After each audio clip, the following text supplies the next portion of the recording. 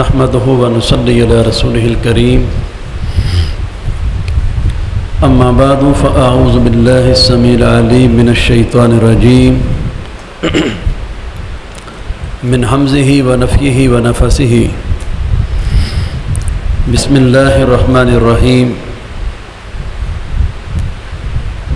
قال النبي صلى الله عليه وسلم أيها الناس افشوا السلام وأطعموا الطعام وصلوا الأرحام وصلوا بالليل والناس نيام تدخلوا الجنة بسلام۔ قابل صد احترام بھائیوں، بزرگوں، عزیز ساتھیوں، ایک حدیث میں نے آپ بھائیوں کے سامنے پڑھی ہے۔ اس حدیث کو امام ترمذی رحمہ اللہ نے اپنی جامع ترمذی کے اندر بیان کیا ہے۔ حدیث کے راوی، روایت کرنے والے، بیان کرنے والے سیدنا عبداللہ بن سلام رضی اللہ تعالیٰ عنہ ہیں۔ عبداللہ بن سلام رضی اللہ تعالیٰ عنہ مدینہ منورہ سے تعلق رکھنے والے اور یہودی مذہب سے ان کا تعلق تھا، اور کوئی عام یہودی نہیں تھے۔ یہودیوں کی مذہبی کتاب تورات اور انجیل دونوں کے حافظ تھے۔ نبی کریم صلی اللہ علیہ وسلم جب مدینہ منورہ تشریف لے کر گئے تو حضرت عبداللہ بن سلام فرماتے ہیں کہ مجھے پتہ چلا ایک بندہ مدینہ میں ایسا آیا ہے جن کا نام نامی اسم گرامی جناب محمد ہے صلی اللہ علیہ وسلم، اور وہ اپنے بارے میں دعویٰ کرتے ہیں کہ میں اللہ کا آخری نبی اور آخری رسول ہوں۔ تو جب میں نے یہ بات سنی تو عبداللہ بن سلام فرماتے ہیں میں تلاش کرنے کے لیے چلا گیا کہ دیکھوں محمد صلی اللہ علیہ وسلم لوگوں سے کیا باتیں کرتے ہیں، لوگوں کو کس چیز کی دعوت دیتے ہیں۔ کہتے ہیں جب میں اس جگہ پر پہنچا جہاں پہ نبی کریم صلی اللہ علیہ وسلم اپنے صحابہ کرام کو کچھ نصیحتیں ارشاد فرما رہے تھے، تو عبداللہ بن سلام کہتے ہیں میں باہر کھڑا ہو کے نبی کریم علیہ السلام کے الفاظ سننے لگ گیا۔ حضور علیہ السلام اپنے صحابہ کو یہ تلقین فرما رہے تھے، ایھا الناس، اے لوگو، افشوا السلام، آپس میں سلام لیا کرو، وَأَطْعِمُوا الطَّعَامَ، اور ایک دوسرے کو اللہ کی رضا کے لیے کھانا کھلایا کرو، وَاصِلُوا الْأَرْحَامَ، آپس میں رشتہ داریوں کو جوڑ کے رکھا کرو، وَصَلُّوا بِاللَّيْلِ وَالنَّاسُ نِيَامٌ، رات کو لوگ سو رہے ہوں اٹھ کے تہجد کی نماز پڑھا کرو۔ چار کام حضور علیہ السلام نے ارشاد فرمائے، اور چاروں کاموں کے آخر پہ یہ ارشاد فرمایا تدخلوا الجنت بسلام، یہ چار کام تم کر لو، ضمانت میں محمد دیتا ہوں صلی اللہ علیہ وسلم، کل قیامت کے دن سلامتی سے جنت میں داخل ہو جاؤ گے۔ عبداللہ بن سلام فرماتے ہیں میں نے جب یہ حضور علیہ السلام کی نصیحتوں کو سنا تو میرے دل نے گواہی دی کہ ان کی دعوت، ان کی تعلیم بڑی خوبصورت ہے، لیکن جو آخر پہ انہوں نے کہا ہے نا تدخلوا الجنت بسلام، کہ کل قیامت کو سلامتی سے جنت میں داخل ہو جاؤ گے، یہ جنت کی ضمانت سوائے نبی اور رسول کے کوئی اور دے نہیں سکتا ہے۔ تو میرے دل میں آیا کیوں نہ میں آگے ہو کے محمد صلی اللہ علیہ وسلم کو دیکھوں تو صحیح کہ حضور علیہ السلام خود کیسے ہیں۔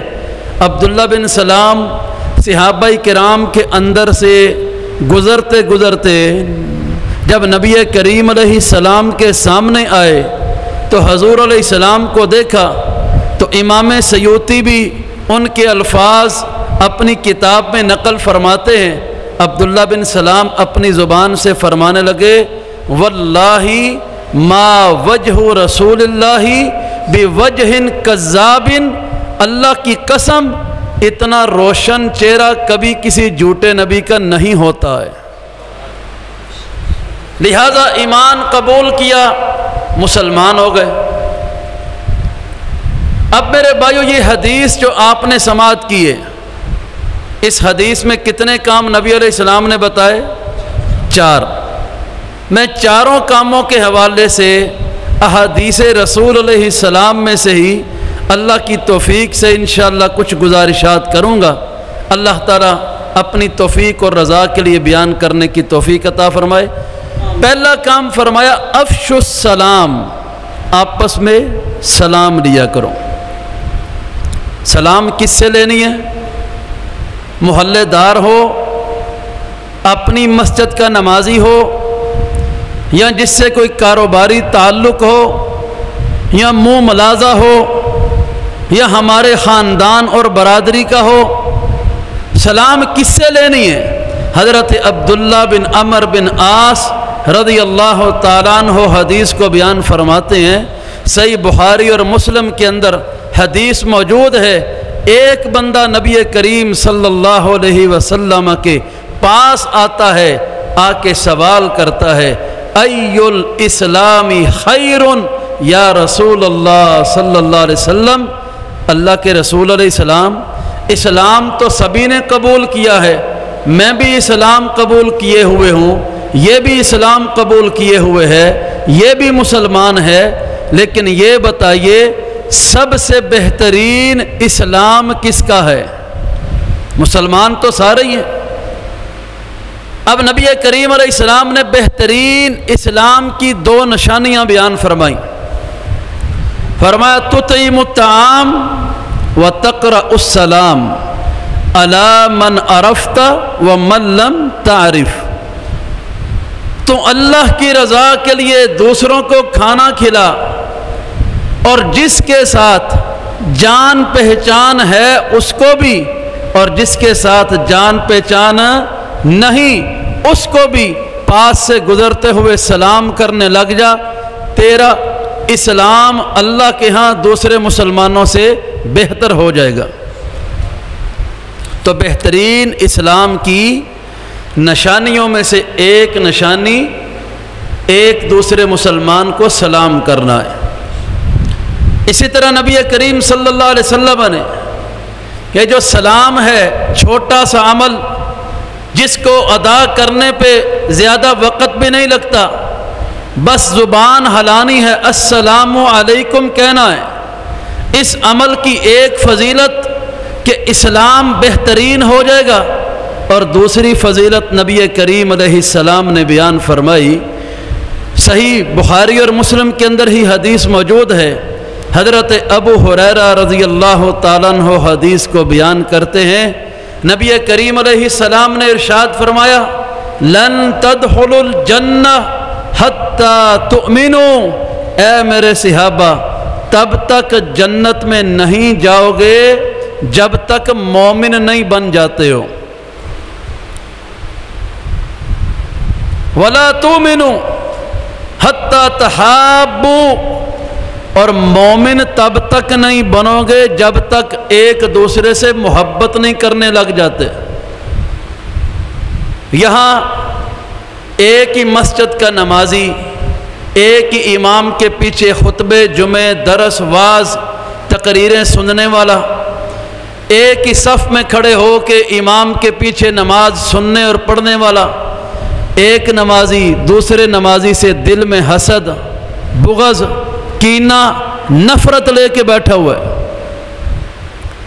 امام الانبیاء صلی اللہ علیہ وسلم نے ارشاد فرمایا وَلَا تُؤْمِنُوا حَتَّى تَحَابُّوا، تم مومن تب تک نہیں بنو گے جب تک آپس میں محبت نہیں کرنے لگ جاتے۔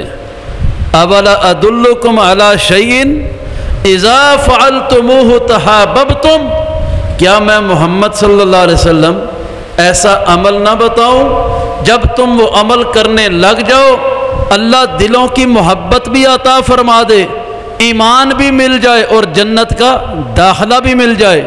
تو صحابہ کرام نے عرض کیا کیوں نہیں یا رسول اللہ صلی اللہ علیہ وسلم، آپ ہمیں وہ عمل ضرور بتائیے جس عمل کے کرنے سے اللہ دلوں میں محبت پیدا کر دیتا ہے۔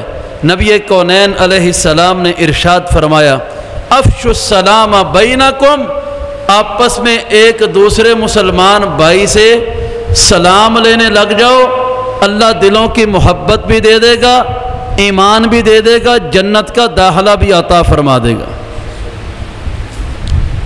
سلام کی تیسری فضیلت حدیث سے سنیے۔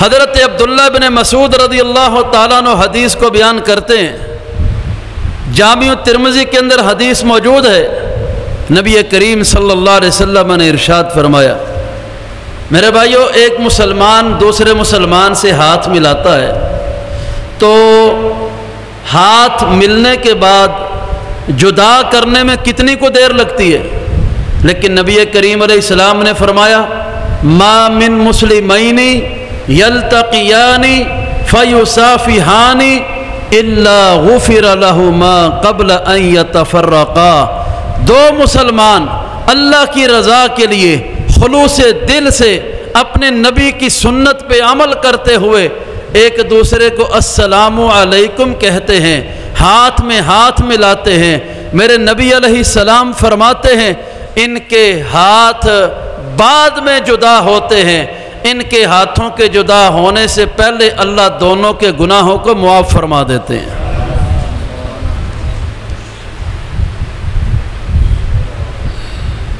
تو السلام علیکم کا عمل اس قدر مبارک فضیلت والا اور اللہ کی پسند والا عمل ہے کہ جو مسلمان ایک دوسرے مسلمان کو سلام کرتا ہے اللہ اس کے گناہوں کو بھی معاف فرما دیتے ہیں۔ ہمارے یہاں پہ لوگ اسی سوچ کے اندر پڑے ہوتے ہیں کہ پہلے وہ سلام کرے میں کیوں پہل کروں، وہ پہل کرے میں کیوں پہل کروں۔ حضرت انس رضی اللہ تعالیٰ عنہ کی حدیث اٹھا کے پڑھیے، امام الانبیاء صلی اللہ علیہ وسلم جن سے بڑا اس کائنات میں اور کوئی نہیں ہے، آپ مدینہ کی گلیوں میں نکلتے تو مدینہ کی گلیوں میں بچے کھیل رہے ہوتے تھے اور نبی کریم علیہ السلام خود آگے بڑھ کے بچوں سے سلام لیا کرتے تھے۔ تو یہ سوچنا پہل وہ کرے میں نہیں، بلکہ نبی کریم علیہ السلام نے یہ بھی ارشاد فرمایا ان اول الناس باللہ ابدأہم بالسلام، جو لوگوں میں سے سب سے پہلے سلام لینے میں پہل کرتا ہے اس کا اتنا ہی مقام اور مرتبہ اللہ کے قریب ہو جاتا ہے۔ تو میرے محترم بھائیوں، سلام مسلمان کے ایمان و اسلام کے بہترین ہونے کی نشانی، سلام جنت کے داخلے کا ایک عمل، سلام دلوں کی نفرتوں کو ختم کرنے کا ذریعہ، سلام گناہوں کی معافی کا ایک ذریعہ، اور سلام اللہ کے قرب والا عمل ہے۔ اور دوسرا عمل نبی کریم علیہ السلام نے ارشاد فرمایا ایھا الناس افشوا السلام واطعموا الطعام، اے لوگو اللہ کی رضا کے لیے ایک دوسرے کو کھانا کھلایا کرو۔ صحیح بخاری اور مسلم کے اندر حدیث موجود ہے، امام ابن کثیر رحمہ اللہ بھی اس کو اپنی تفسیر کے اندر بیان کرتے ہیں۔ نبی کریم علیہ السلام کے پاس ایک بندہ آیا، آ کے عرض کرتا ہے اللہ کے رسول علیہ السلام میں بھوک کی حالت میں ہوں، کوئی کھانے کی چیز ہو تو مجھے عنایت فرمائیں۔ نبی کریم صلی اللہ علیہ وسلم نے سب سے پہلے حضرت انس کو اپنے گھر میں بھیجا کہ انس جاؤ مجھ محمد کے گھر میں پتہ کر کے آؤ گھر میں کھانے کی کوئی چیز ہے کہ نہیں۔ انس کہتے ہیں میں نبی علیہ السلام کے گھر میں گیا، ایک گھر سے بھی پتہ کیا، دوسرے گھر سے بھی پتہ کیا، حتیٰ کہ نبی کریم علیہ السلام کی 9 بیویوں کے گھروں سے پتہ کر لیا۔ سب گھروں سے پتہ یہ چلا کہ آج امام الانبیاء کے گھر میں کھانے کی کوئی چیز موجود نہیں، اور آج ہمارے گھروں میں 1 سالن 2 دن کھانا پڑ جائے تو ہم لوگ جناب برتن اٹھا اٹھا کے مارتے ہیں۔ اللہ کے نبی علیہ السلام کے گھر میں کھانے کی کوئی چیز نہیں۔ انس رضی اللہ تعالیٰ عنہ نے آ کے بتا دیا۔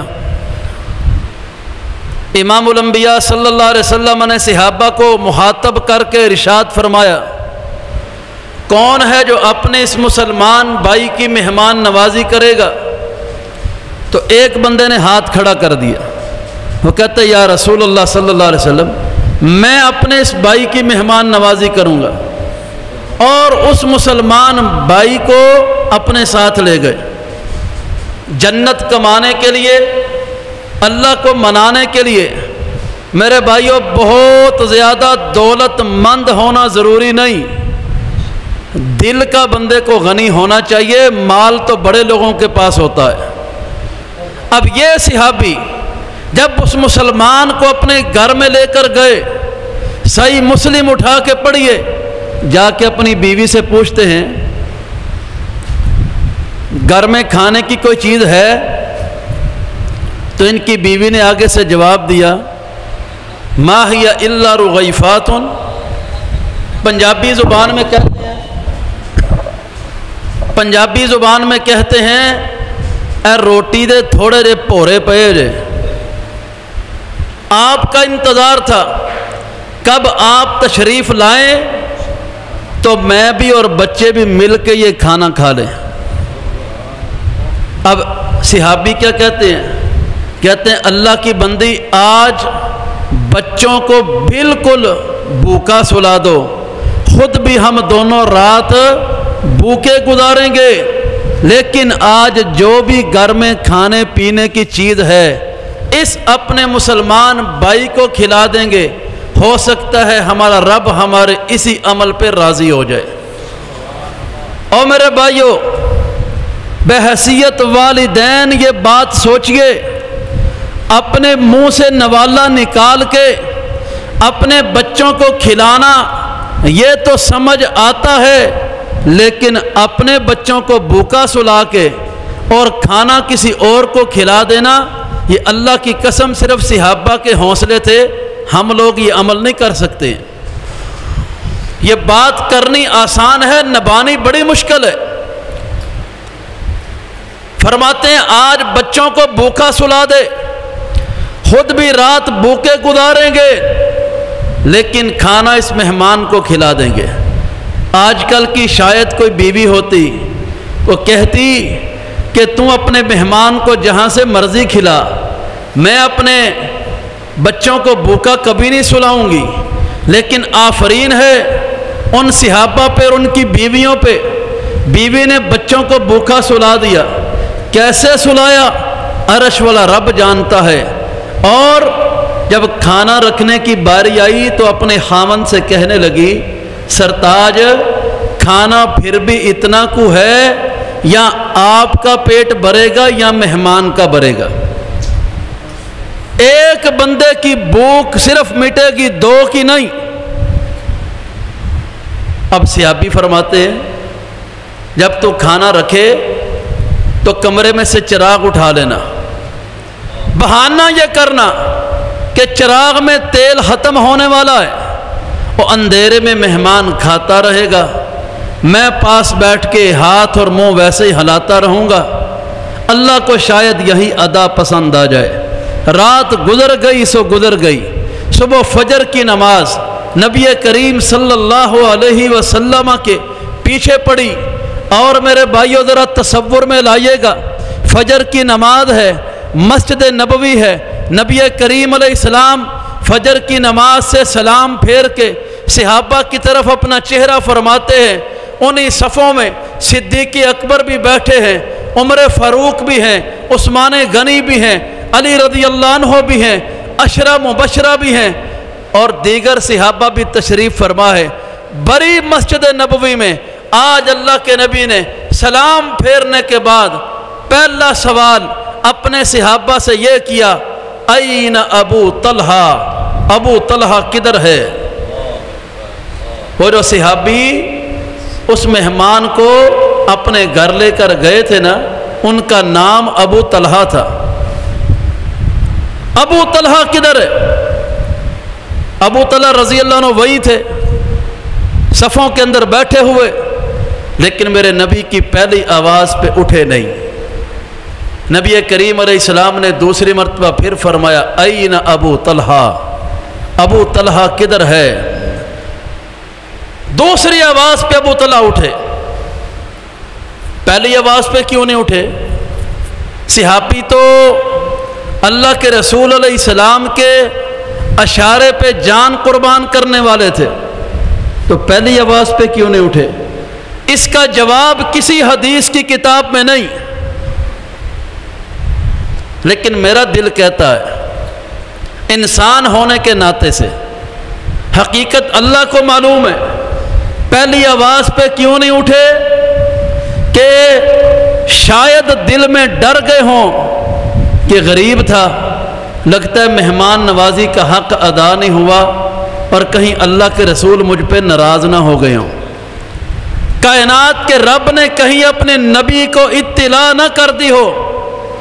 لیکن جب دوسری مرتبہ حضور علیہ السلام نے پوچھا نا کہ ابو طلحہ کدھر ہے، ابو طلحہ پھر اٹھے، اللہ کے رسول علیہ السلام میں حاضر ہوں۔ نبی کریم صلی اللہ علیہ وسلم نے پھر کیا ارشاد فرمایا، اعجب اللہ الی ضیفکما، تو نے اور تیری بیوی نے رات کو جیسے اپنے مسلمان بھائی کی مہمان نوازی کی ہے، عرش والا رب عرش پہ مسکرا اٹھا ہے۔ اور صرف اللہ مسکرایا ہی نہیں، اللہ نے قرآن کی آیت بھی نازل کر دی، وَيُؤْثِرُونَ عَلَىٰ أَنفُسِهِمْ وَلَوْ كَانَ بِهِمْ خَصَاصَةٌ۔ اے میرے حبیب علیہ السلام، آپ کے صحابہ میں ایسے بھی ہیں خود جتنی مرضی مصیبت میں ہوں، اپنے مسلمان بھائی کی مصیبت کو اپنی مصیبت پہ ترجیح دے دیتے ہیں۔ قیامت تک کے لیے جب بھی کوئی قرآن پڑھنے والا جس کو قرآن کا معنی، مفہوم، تفسیر اور ترجمہ آتا ہے، جب تک قرآن کی اس آیت کو پڑھتا رہے گا، اللہ کی قسم ابو طلحہ کی شان زندہ ہوتی رہے گی۔ میرے بھائیو، کبھی وقت تھے بیٹیاں ماں باپ کے گھر میں 2-2 مہینے آ کے رہ جایا کرتی تھی، ہمسائے کے گھر میں شادی ہوتی تھی اور پوری گلی کے گھر والے اپنے بسترے دیتے تھے، لوگ اپنے گھروں میں آئے ہوئے مہمانوں کو سلاتے تھے، دکھ سکھ میں لوگ ایک دوسرے کا ساتھ دیتے تھے۔ اور یارو آج ہمارے دل اتنے تنگ ہو گئے، گھر بھی وہی، محلے بھی وہی، لیکن آج رہنے والے بدل گئے۔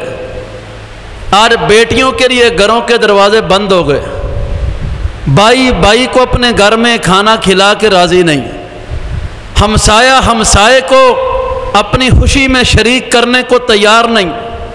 اللہ کے نبی علیہ السلام نے فرمایا تھا، اطعموا الطعام، ایک دوسرے کو کھانا اللہ کی رضا کے لیے کھلایا کرو۔ اور تیسرا عمل نبی کریم صلی اللہ علیہ وسلم نے ارشاد فرمایا، وَصِلُوا الْأَرْحَامَ، آپس میں رشتوں کو جوڑا کرو۔ آج کوئی غریب ہے یا امیر ہے، اعلیٰ ہے یا ادنا ہے، بیمار ہے یا صحت مند ہے، ہر بندے کی 2 خواہشات ضرور ہوتی ہیں، اور وہ خواہشات کیا ہیں؟ کہ اللہ تعالیٰ رزق کے اندر بھی برکتیں دے دے اور اللہ زندگی بھی لمبی عطا فرمائے۔ ہر بندہ یہ خواہش کرتا ہے کہ اللہ اولاد کی خوشیاں دیکھنی نصیب کرے، لیکن ایک ہے کہ میں اور آپ اللہ سے دعا کریں کہ اللہ مال دے دے، اللہ لمبی زندگی دے دے، اللہ اولاد کی خوشیاں دیکھنی نصیب فرما۔ ایک ہے ہم مانگیں، آگے اس کی مرضی ہے وہ دے یا نہ دے۔ ایک ہے کہ ہم مانگے بھی نہ اور عرش والا بن مانگے دونوں چیزیں عطا فرما دے۔ اور ضمانت بھی میرے نبی کی، نبی کریم علیہ السلام نے ارشاد فرمایا من احب ان یبسط لہ فی رزقہ، جو بندہ تم میں سے چاہتا ہے اللہ اس کے رزق میں فراوانیاں عطا کر دے، وَأَن يُنْسَأَ لَهُ فِي آثَرِهِ، اللہ اس کی زندگی لمبی برکت والی کر دے، فَلْيَصِلْ رَحِمَهُ، وہ اپنے رشتہ داروں اپنے بہن بھائیوں کو آپس میں ملا کے رکھنا شروع کر دے۔ ضمانت میں محمد دیتا ہوں صلی اللہ علیہ وسلم، بغیر مانگے اللہ یہ دونوں چیزیں اس کو عطا فرما دے گا۔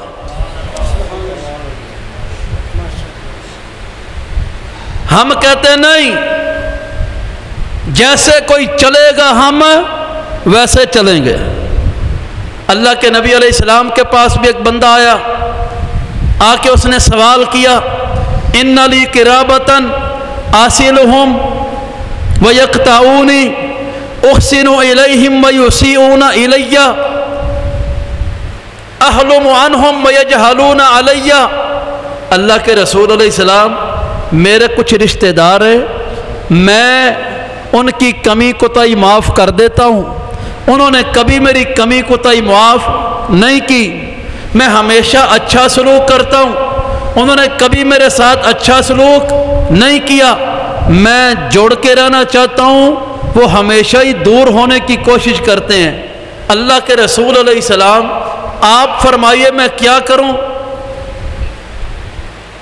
ہم جیسا کوئی ہوتا تو کہتا جویں وہ چل دینے او میں تو ہی چل، پر میرے نبی نے یہ نہیں فرمایا، آپ نے فرمایا وہ نہیں ملتے نہ صحیح، معافی نہیں دیتے نہ صحیح، اچھا سلوک نہیں کرتے نہ صحیح، تو نے اچھا سلوک بھی نہیں چھوڑنا، ملتے بھی رہنا ہے اور تو نے معاف کرتے رہنا ہے، چاہے وہ معاف کریں یا نہ کریں، تو یہ عمل کرتا رہے۔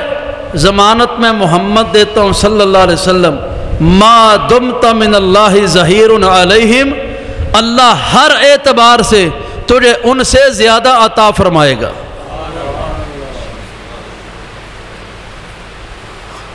تو یہ تیسرا عمل تھا۔ پہلا عمل کیا ہے؟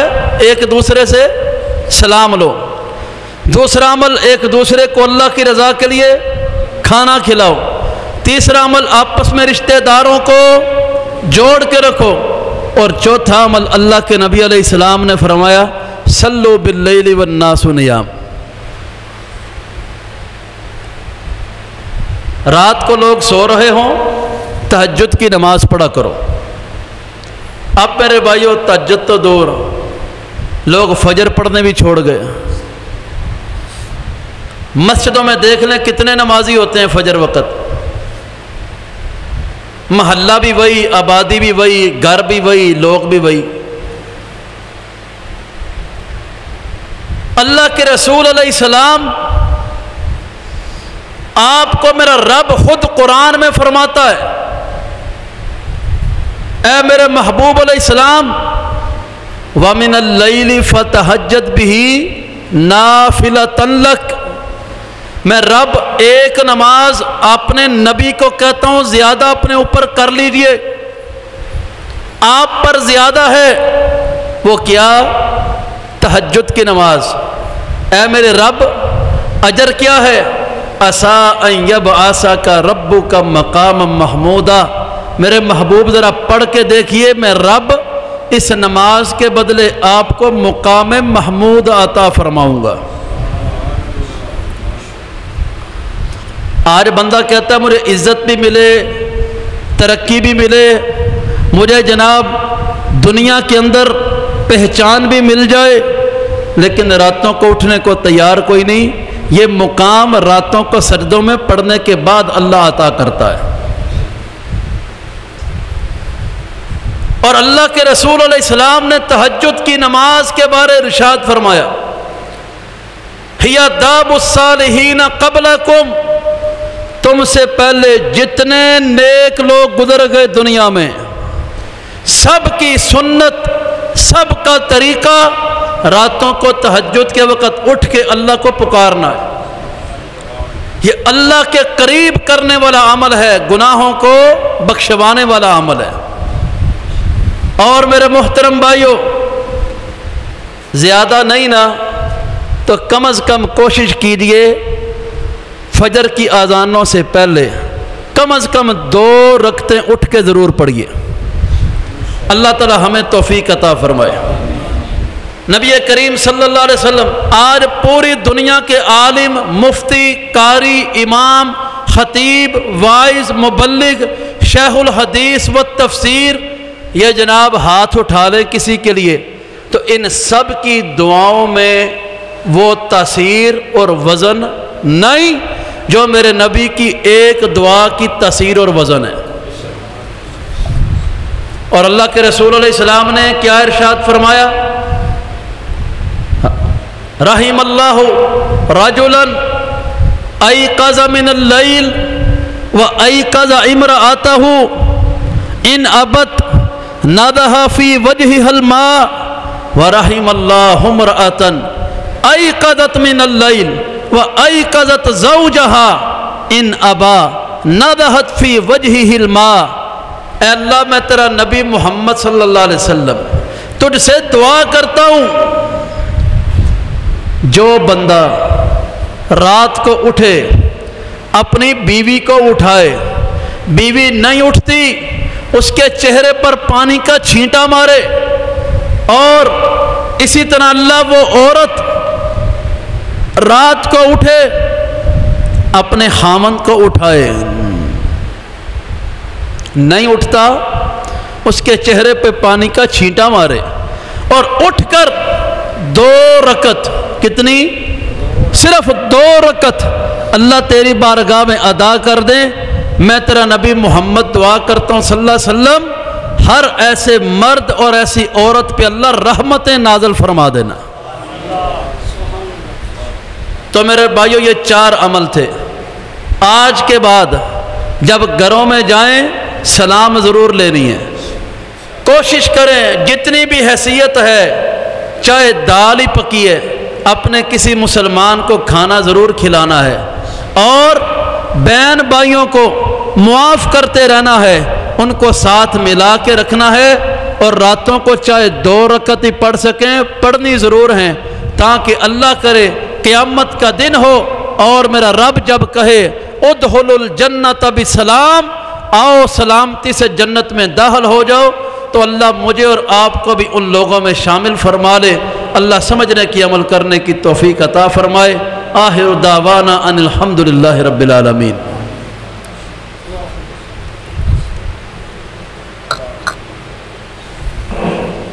اللہ اکبر کبیرہ والحمدللہ۔